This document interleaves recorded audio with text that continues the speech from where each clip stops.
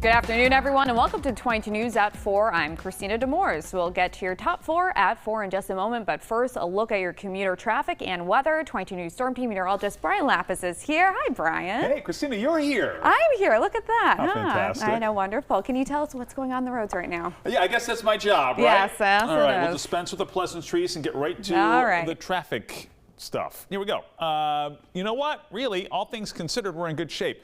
I-91 from the Connecticut state line to Hampshire County. You can see here that we're in good shape. And the Pike from the Berkshires to the Connecticut River and from the Connecticut River into the Worcester Hills is also looking really nice. So we're in good shape. Even Big E, you know, obviously Memorial Avenue is going to be a little slow at this time of day, but no major problems getting into West Springfield in terms of the Big E. By the way, it's Connecticut Day today, so plan on a little slow going during their evening commute in the Memorial Avenue area of West Springfield. Let's take a look at temperatures right now.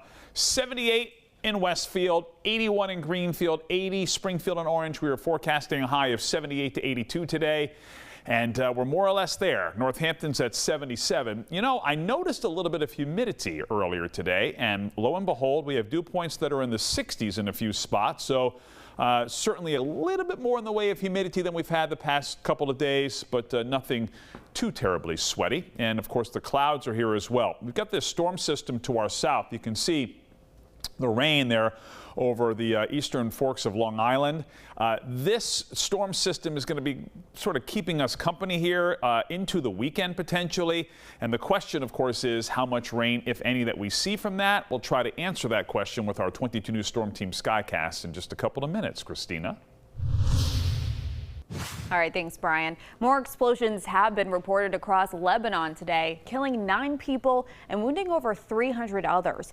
That's on top of the 12 who were killed in yesterday's pager explosions as hospitals struggle to deal with an influx of more than 3,000 wounded people. 2 U.S. officials say that Israel was responsible for yesterday's attacks, and it appears that this is a new phase of that ongoing covert operation.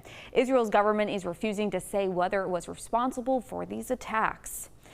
The Federal Reserve cut its benchmark interest rate by an unusually large 0.5% for the first time in over 4 years. The rate cut reflects the Fed's new focus on bolstering the job market. The policymakers also signaled that they expect to cut their key rate by an additional 0.5 point in their final 2 meetings this year, in November and December. They envision 4 more rate cuts next year and 2 in 2026. We have information on the investigation into the death of state police recruit Enrique Delgado Garcia. A former trainee at the same academy and a friend of the fallen recruit says he experienced bullying and harassment at the academy.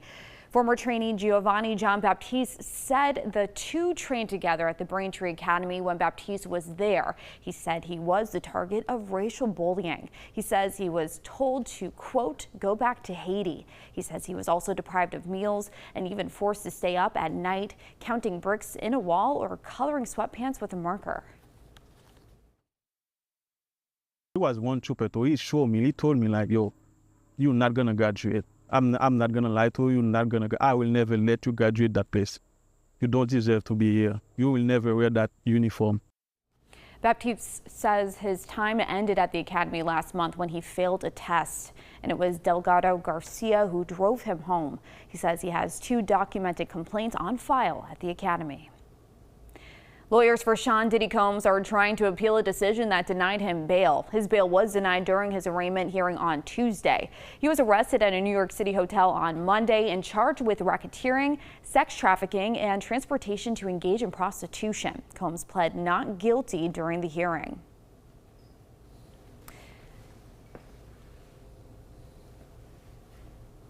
All right, let's get to another check of today's weather. Brian Lapis joins us now. Brian, what can you tell us? Got a storm system to our south that might give us a few raindrops here over the next couple of days, but generally speaking, the trend is going to be for dry weather into the weekend. Let's take a look. 22 News Storm Team Skycast. You can see the clouds here at 5 o'clock. It's been a partly sunny to mostly cloudy day, depending on where and when you are, during the course of the day here today. And the clouds will continue tonight, but we expect it to be dry, maybe a scattered sprinkle south of Northampton, but that's about it. 9 o'clock tonight, mostly cloudy. Temperatures will be in the 60s and 70s during the evening hours. Clouds continue overnight. And here we are at 6 o'clock tomorrow morning. Temperatures will be in the 50s to low 60s, so a little bit milder here tomorrow morning.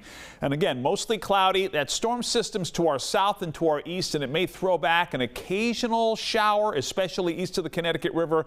But as you can see here on the 22 News Storm Team Skycast, there's not much rain at all in the works here for tomorrow.